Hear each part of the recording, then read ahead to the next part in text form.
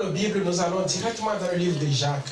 Jacques chapitre 5, nous lisons du verset 7 au verset 11.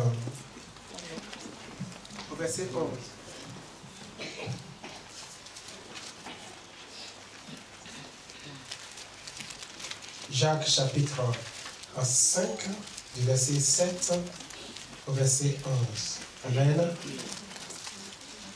Aujourd'hui, nous allons prêcher, mais nous allons aussi enseigner. Nous allons faire les deux. Amen. Nous allons prêcher l'évangile et nous allons aussi enseigner l'évangile. Alléluia. Alléluia. Jacques chapitre 5. Si tu trouves, est-ce que tu peux te mettre debout? Mets ta Bible, s'il vous plaît.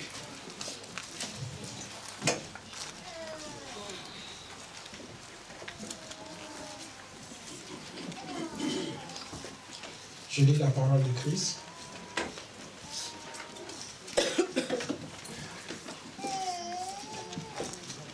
Jacques, chapitre 5, verset 7.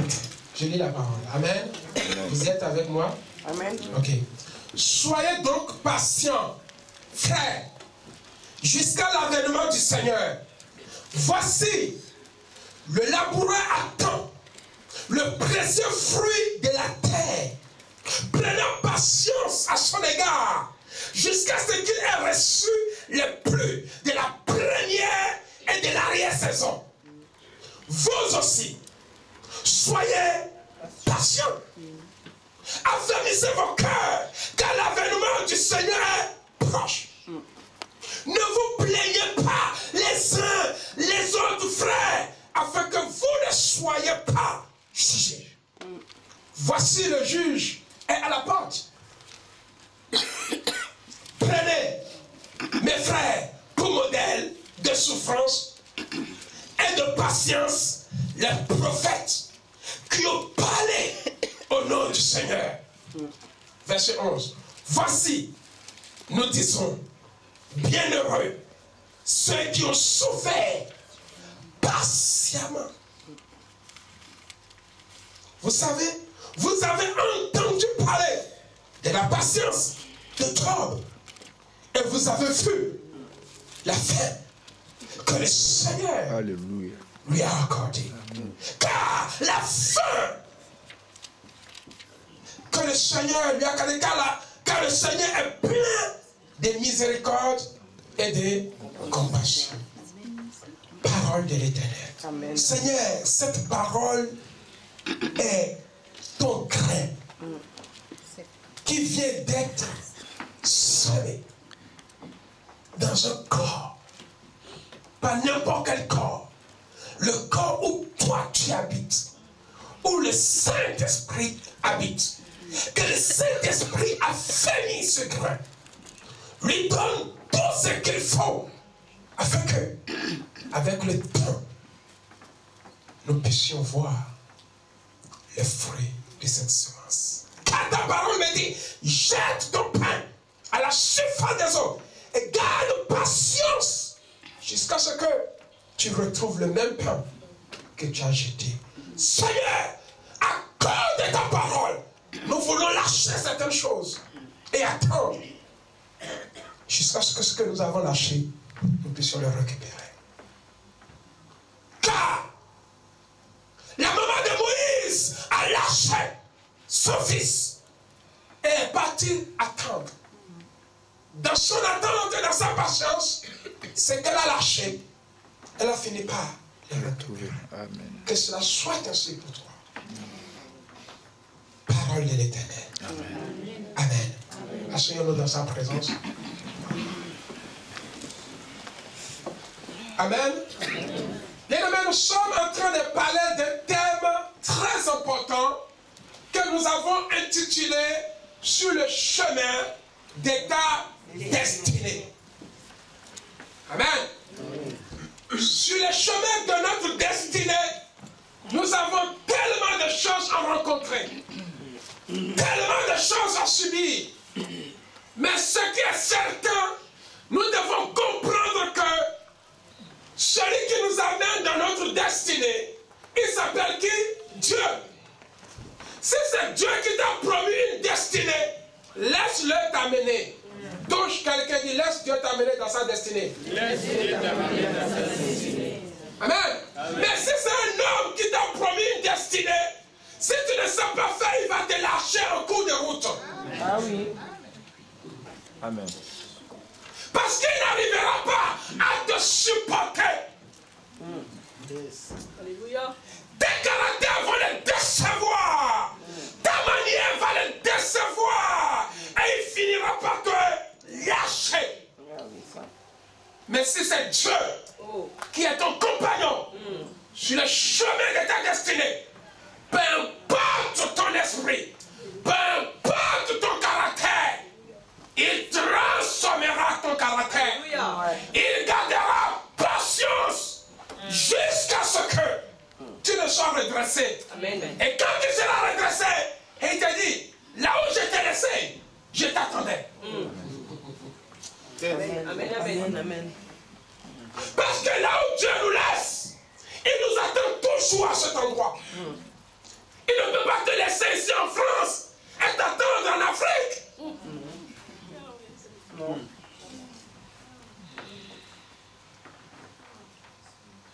Dieu a laissé Jacob quelque part. Au retour de Jacob, il a trouvé Dieu là où il avait laissé. Amen. Amen.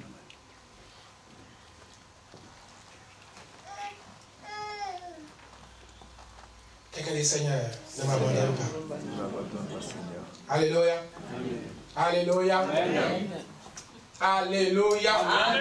Il dit dans sa parole que souviens-toi de ton premier amour. Depuis que tu m'as quitté dans ton premier amour, dans tes premières œuvres, j'étais là et j'attends que tu reviennes là où tu m'as laissé. Jésus. Amen. Le seul que tu avais, mais je t'attends toujours. Occupe-toi. Mais je sais une chose. Ce que j'ai commencé avec toi, je l'amènerai à la perfection. Amen. Mais c'est toi qui t'es découragé et qui m'as laissé. Mais moi, comme je suis fidèle, dans mon plan, ce que je t'ai dit, je vais le faire. Amen. Quelqu'un dit la patience. La patience. Bien, mais la patience, c'est une vertu. C'est ce qui caractérise un chrétien. C'est un caractère que toi et moi, nous devons développer en Christ. C'est la patience. Parce que Dieu qui a fait la promesse, il n'est pas ton père biologique.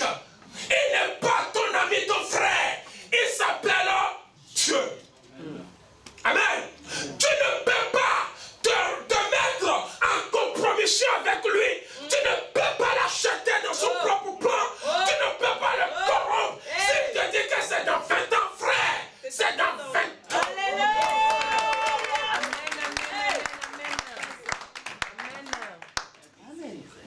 Amen. La patience, c'est quelque chose de Dieu en nous. Parce que la nature de Dieu, il est patient. En toi et moi, nous n'avons pas été créés à la nature des animaux, à la nature de la machine, à la nature du matériel, à la nature de l'ordinateur, à la nature de je ne sais pas quoi, pour garder l'impatience.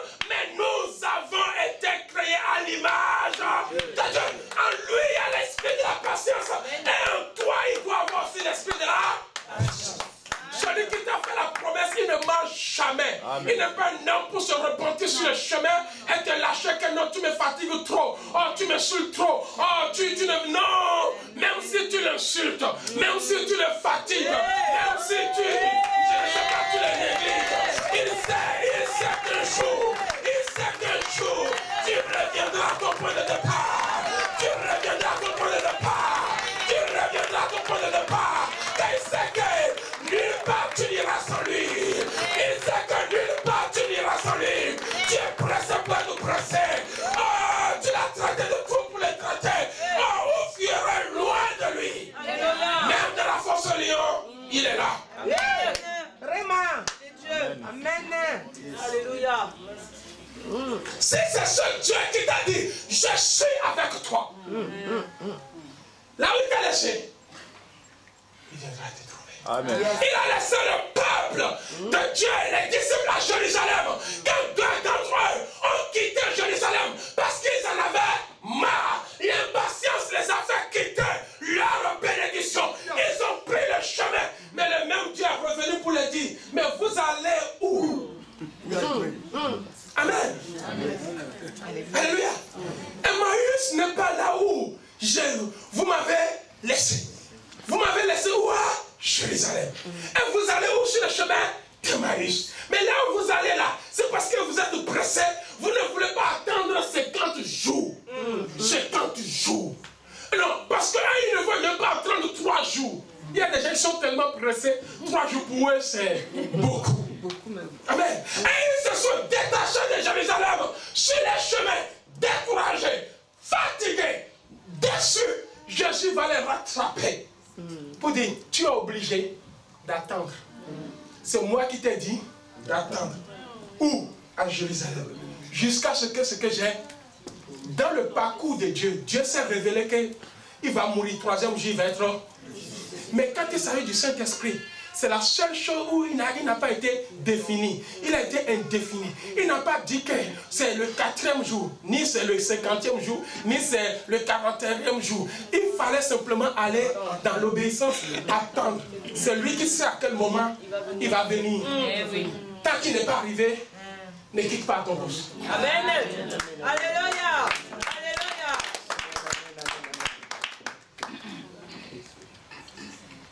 Bien-aimé, la patience, c'est une vertu qui consiste à attendre quelque chose, c'est-à-dire une promesse, à endurer une constance, une situation, à supporter impatiemment une douleur et une souffrance.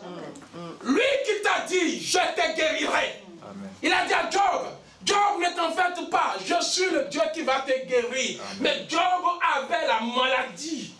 Malgré qu'il avait la maladie, combien d'années? Mais ce que Dieu a dit concernant Job, il a fini par le faire. Amen.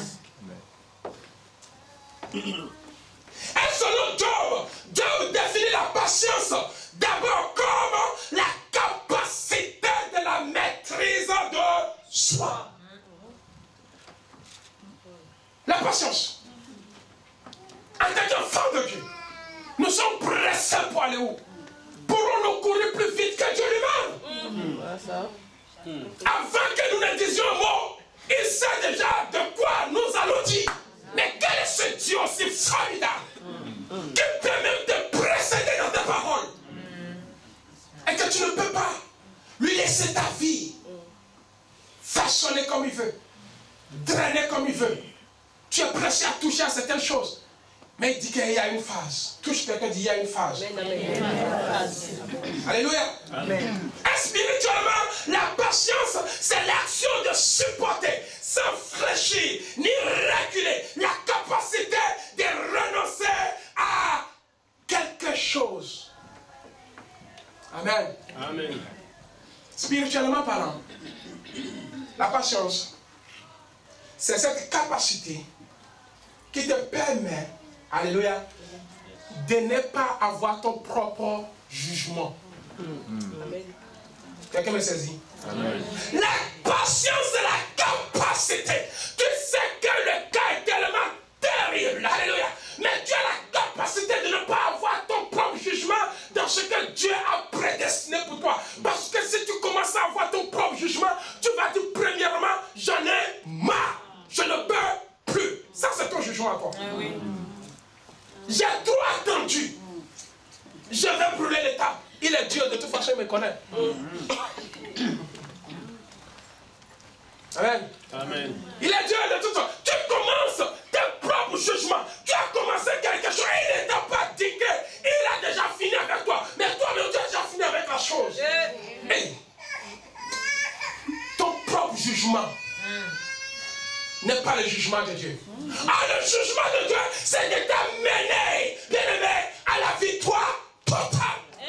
Amen. Vous savez, quand on te donne le bâton de relais, on sait que tu dois arriver à la fin pour remporter la coupe. Tu es en train de courir. Tu es en train de courir. Les gens t'encouragent. Ouais, ouais.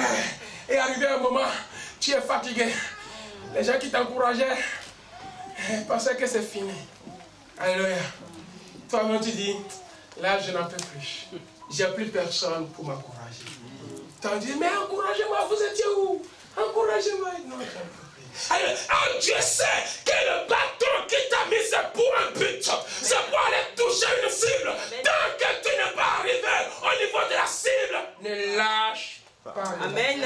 Amen. Amen. Quelqu'un dit, Seigneur, sème en moi la patience. Seigneur, sème en moi la patience. Et Paul va définir la patience comme la marque d'un service authentique d'un chrétien. Amen. Si tu sais le Seigneur, sais-le dans la patience. Amen. Amen. La marque authentique, c'est la marque déposée du chrétien, c'est la patience. Quand je regarde l'évangéliste aujourd'hui, 30 ans de carrière, sans faire naufrage, c'est la patience. Alléluia. Amen. Amen. Alléluia. Moi, je suis encore à combien d'années de mariage? Alléluia. 7 ans et demi. Amen. Déjà sans faire naufrage, je m'encourage moi-même.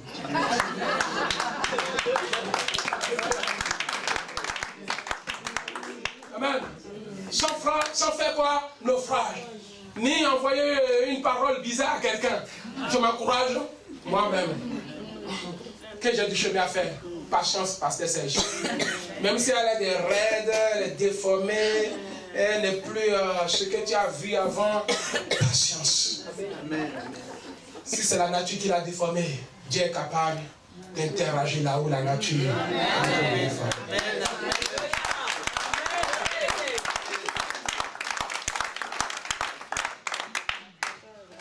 La parole déclare dans le livre d'Hébreux 6:15.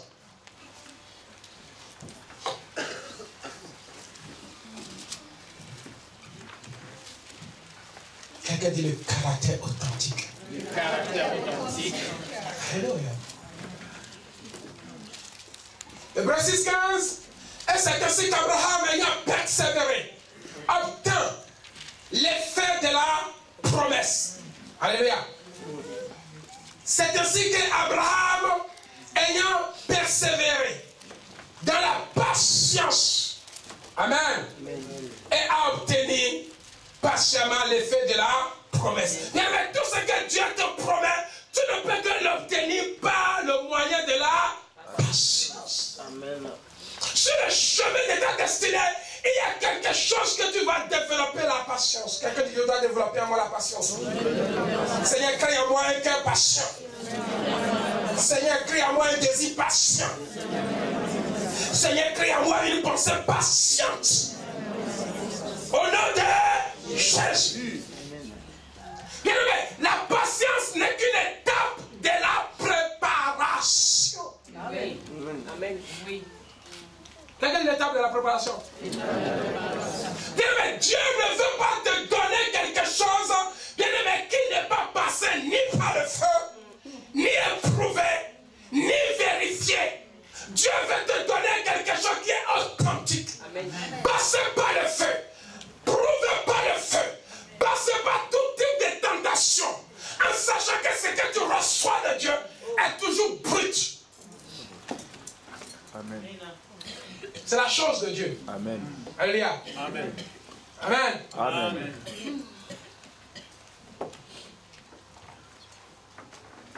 L'étape de la patience sur ton parcours, sur le chemin de la destinée, c'est la patience.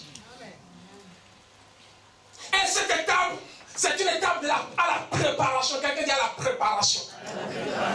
Dieu va te préparer à longueur de journée, à longueur des années, à longueur des mois. Je ne sais pas combien de temps ça va le prendre, mais il va te préparer. La parole déclare que le jour où Dieu a pris les Israélites, Israël qui était en captivité en Égypte, Dieu dit, vous allez aller dans un pays où coule le lait et le miel. Amen. Je vais t'amener. Bien aimé, Dieu a toujours le meilleur. Il donne toujours le meilleur de lui. Il ne donne jamais quelque chose. D'ailleurs, en lui, il n'y a pas de médiocrité. En lui, qu'il n'y a pas de bassesse. Tout ce qu'il donne, c'est le meilleur. Alléluia. C'est le meilleur équivalent à ton niveau. Amen. Ce qu'il m'a donné, c'est le meilleur équivalent à mon niveau. Il ne me donnera pas plus mieux que ce qu'il m'a déjà donné. À moi de travailler ce qu'il m'a donné et de se contenter de ce qu'il m'a donné. Que j'ai le meilleur, pas d'un homme, mais de Dieu. Ce que j'ai suffit pour bouleverser tout le monde. Le niveau de la parole qu'il m'a donné suffit pour que je puisse parvenir à l'extrémité de la terre. Vous savez, quand Dieu dit aux apôtres, il dit, vous recevrez une puissance. Le Saint-Esprit surviendra sur vous. Vous serez. Il n'a pas dit vous êtes. Vous serez. Mettez-moi. Premièrement, à Jérusalem. Jérusalem, c'est une ville forte. C'est une ville où il y a un combat. Il y a une religiosité pas possible. Mais si tu n'étais pas préparé et que le Saint-Esprit descend sur toi, tu cours en Jérusalem, il y a des francs-maçons, il y a des choses qui vont t'arrêter parce que tu n'étais pas donné le temps de te préparer. Ce n'est pas parce que tu as reçu le Saint-Esprit qu'il a dit allez à Jérusalem, tu cours, tu rentres à Jérusalem. Tu vas faire quoi à Jérusalem? 5 ans de préparation.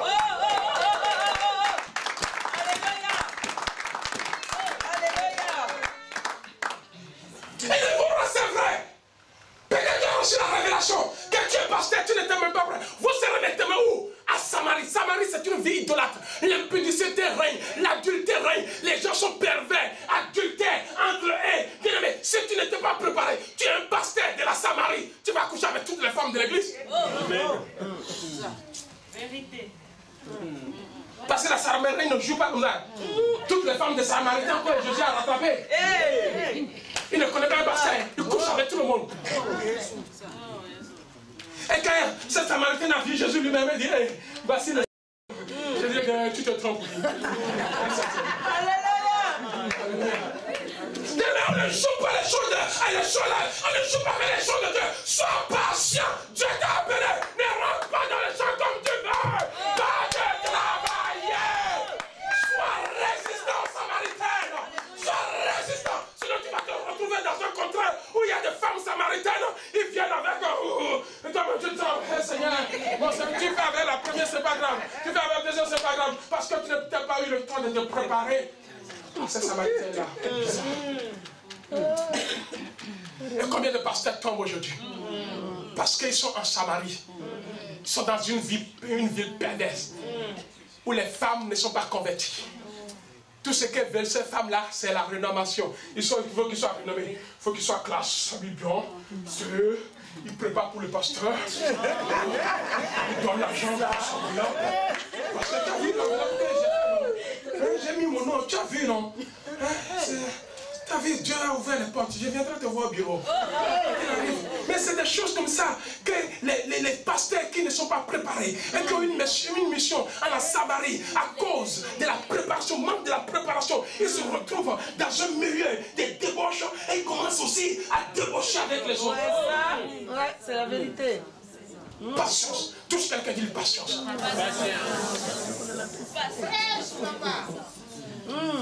Si tu es un homme, tu ne crains pas une femme, c'est que tu as un problème. Hey, vas-y, papa.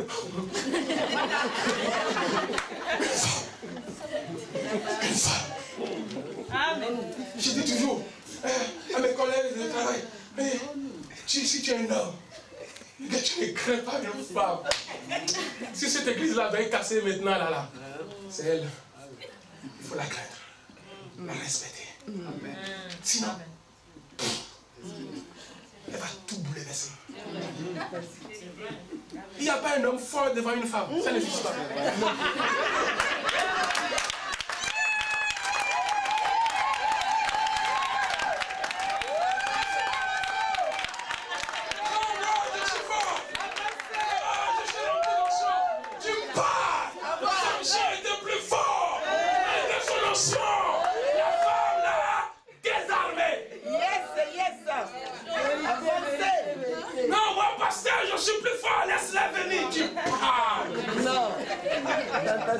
Si tu ne fais pas attention, il va faire un complot.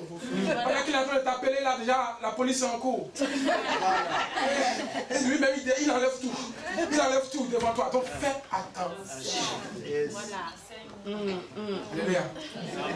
Amen. Amen. Et Dieu va maintenant dire au peuple d'Israélites, vous allez entrer dans le meilleur de moi-même. Quelqu'un dit le meilleur de Dieu. Dieu te promet toujours le meilleur de Dieu. Ah, yes. C'est les hommes qui te donnent la seconde partie de leur salaire. Les superflus. Ils gardent le meilleur pour la fin. Mais Dieu, s'il veut te donner quelque chose en premier, c'est le meilleur de lui qui te donne. Amen.